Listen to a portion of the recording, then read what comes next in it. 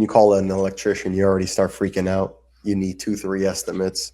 You're checking out his reviews.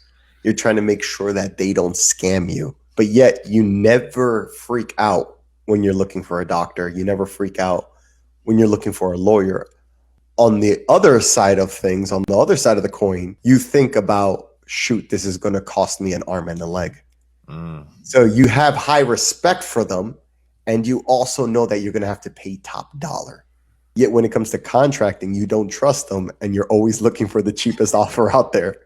So it shows you how bad of a stigma blue collar workers or construction workers developed throughout the years. And what was funny was, in the beginning, that wasn't the case. In the beginning, blue collar, the term, and white collar had the same respect for each other.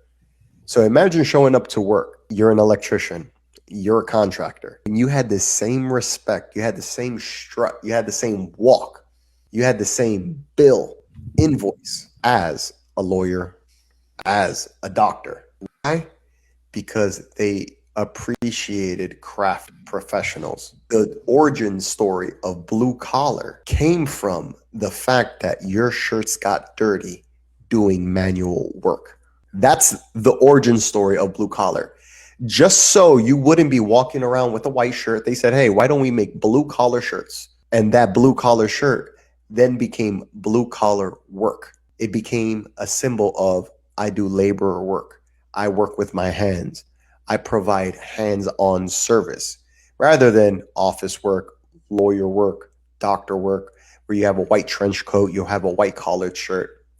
Or if you're in the office day to day, you're tackling some task like for the clerical stuff, admin stuff. But what was so funny is we see from the early 1900s, that stigma then started to change, because in the late 1800s to the early 1920s, everyone respected blue collar.